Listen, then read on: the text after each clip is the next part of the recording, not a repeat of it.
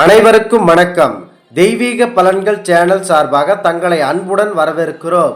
இன்று நம் காணொளியில் காண விரும்புவது புரட்டாசி மாதம் தேய்பிறை அஷ்டமி சிறப்புகளை பற்றி இந்த காணொளியில் விரிவாக பார்க்கலாம். வாருங்கள் காணொளிக்கு செல்லலாம். மறக்காமல் ஒரு சப்ஸ்கிரைப் செய்யவும். இந்த அஷ்டமி திதியில் மதிய வேளையில் கால பைரவருக்கு சிவப்பு நிற வஸ்திரம் அணிவித்து நெய் விளக்கு ஒன்றை ஏற்றி மாலை சூட்டி மேலும் சிவப்பு நிற பூக்களால் அர்ச்சனை செய்து அவரை வழிபடுவது மிக சிறப்பானதாகும். அதிலும் இந்த தேய்பிறை அஷ்டமி நாளில் இதனை செய்தால் மிக பெரிய புண்ணியமாகும். இந்த தேய்பிறை அஷ்டமி என்று பரம்பொருள் பைரவரை மனதில் நினைத்து வணங்கினாலேயே போதும், அனைத்து விதமான கஷ்டங்களும் தீரும்.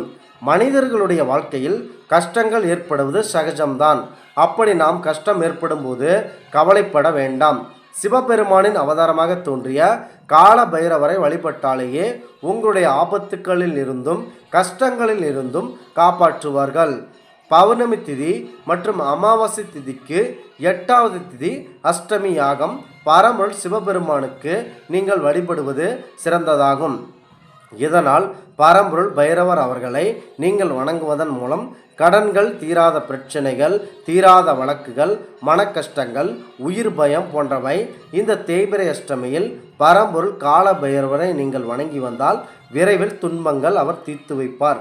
எப்படிப்பட்ட ஆபத்தாக இருந்தாலும் கால பைரவர் அவர்கள் இந்த நாளில் நீங்கள் அவரை வணங்குவதன் மூலம் காப்பாற்றி விடுவார். இந்த தேய்பிறை அஷ்டமி திதியில் பரம்பொருள் சிவபெருமான் அவர்களின் வழிபாடு செய்வது மிகப்பெரிய சிறப்பானதாகும். நீங்கள் தேய்பிறை அஷ்டமி விரதம் இருக்க நினைப்பவர்கள் நீங்கள் மார்கழி மாதத்திலேயே இந்த தேய்பிறை அஷ்டமி நாளில் நீங்கள் விரத முறைகளை நீங்கள் துவங்க வேண்டும்.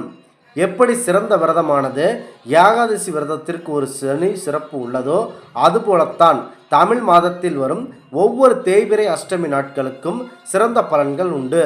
புரட்டாசி மாதத்தில் வரும் அஷ்டமி ஜம்பு கஷ்டம் என்று அழைக்கப்படுகிறது.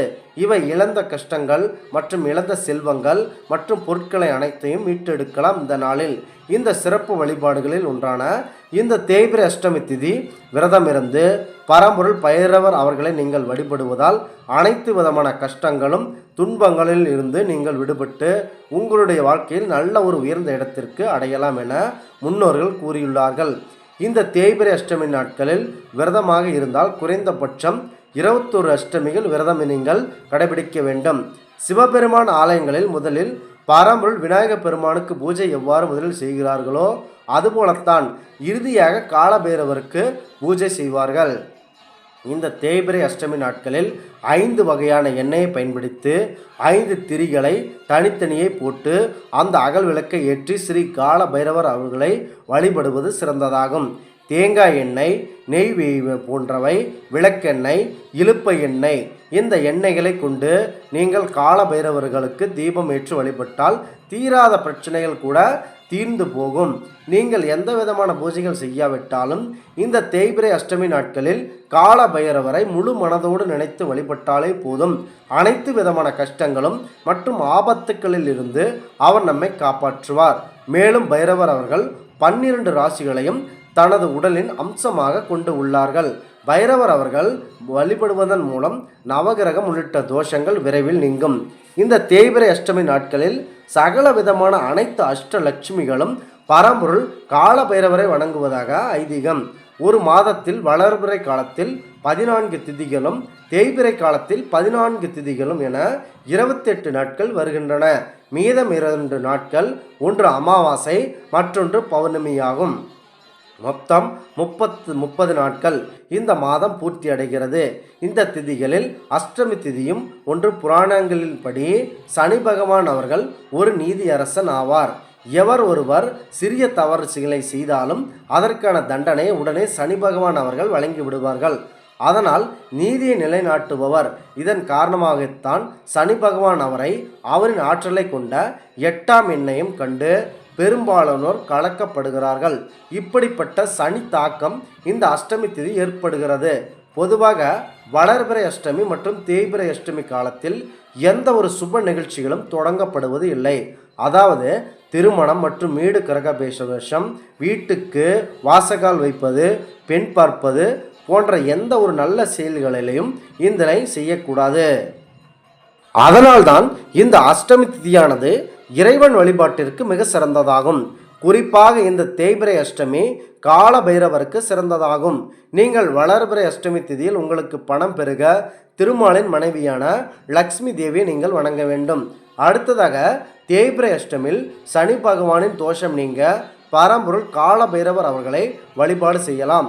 இந்த அஷ்டமி திதியில் பிறந்தவர்கள் அதிக புத்திசாலியாகவும் இருப்பார்கள். பிறருடைய துன்பங்களை கண்டு மனம் வருந்துவார்கள். அடுத்ததாக சுதந்திர உணர்வுகள் அதிகமாக இருக்கும். நல்ல ஆரோக்கியமான உடலை பெற்றுக்கொண்டு இருப்பார்கள். நோயின்றி வாழ்வார்கள். அஷ்டமி திதியில் பிறந்த ஆண் குழந்தையால் தாய் மாமனுக்கு ஆகாது என்று பெரும்பாலானோர் பயப்படுகிறார்கள்.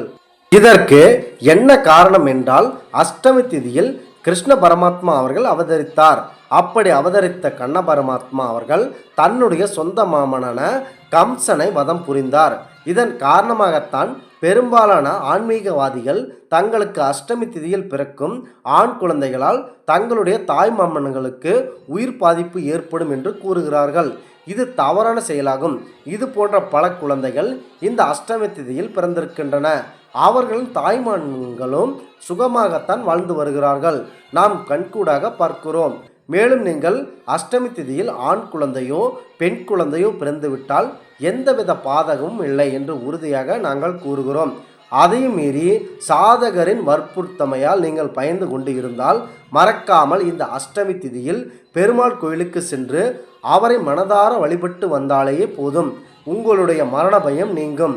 தேய்பிறை திதியில் புதன்கிழமை அஷ்டமி திதியில் பரம்பொருள் கால பைரவர் அவர்களை அவதாரம் எடுத்து மகாதேவர் என்கிற சிவபெருமான் அவர்கள் பூமியில் அவதரித்தார். இவ்வாறு பூமிக்கு வந்த பரம்பொருள் சிவபெருமான் அவர்களை வணங்கினால் சகல விதமான ஆசியும் மற்றும் எல்லா செல்வங்களும் அழிவில்லாத பொருளும் மேலும் உங்களுடைய ஆன்ம சாந்தி அடையும் என்று சனி பகவான் அவர்கள் அவரிடம் அனைவரும் கூறுகிறார்கள். ஆன்மீக ரீதியில் புதனும் சனி பகவானும் நல்ல நண்பர்கள். புதன் வரும் அஷ்டமி என்று நீங்கள் செய்யும் அனைத்து காரியங்களும் வெற்றியடையும். பொதுவாக நம்முடைய ஆன்மீகவாதியில் அஷ்டமி என்றாலேயே கம்சனை வதம் செய்த கிருஷ்ண பரமாத்மா பிறந்த நாள் என்று கூறுவார்கள். தாய்மாமனுக்கு ஆகாது என்று பல பேர் கூறுவார்கள். இவ்வாறு கூறியவர்களுக்கு நீங்கள் பதில் கொடுக்கும் வகையில் 108 அஷ்டமி அன்று சிவபெருமானையும் பார்வதி தேவியும் நீங்கள் வணங்கி வந்தால் சனியின் தாக்கம் குறையும். மேலும் சனி பகவானின் கோபம் உள்ளவர்களுக்கு மட்டும்தான் இந்த அஷ்டமி திதியில் சில விபத்துக்கள் விரைவாக நடைபெறுகின்றன. சிலருக்கு இரவில் தூக்கம் வருவதில்லை. ஏதேனும் செயல்களில் காரிய தடைகள் ஏற்படுகிறது. பொதுவாக இந்த தேய்பிறை அஷ்டமி திதி என்பது அழிக்கும் தன்மையை கொண்டது. அதனால் நீங்கள் சண்டை ஏதேனும் தொடங்க காவல்துறைக்கு செல்லலாம். மேலும் உங்களுடைய வாழ்க்கையில் தீய செயல்களை தடுக்க பூஜைகள் செய்வது, மேலும் கடன் தொல்லையை அடைக்க இந்த அஷ்டமி திதி பயன்படுத்தி கொள்ளலாம். இந்த அஷ்டமி திதியில் எந்த ஒரு நல்ல காரியமும் செய்ய வேண்டாம் என்று சோதிட வல்லுநர்கள் கூறுகிறார்கள்.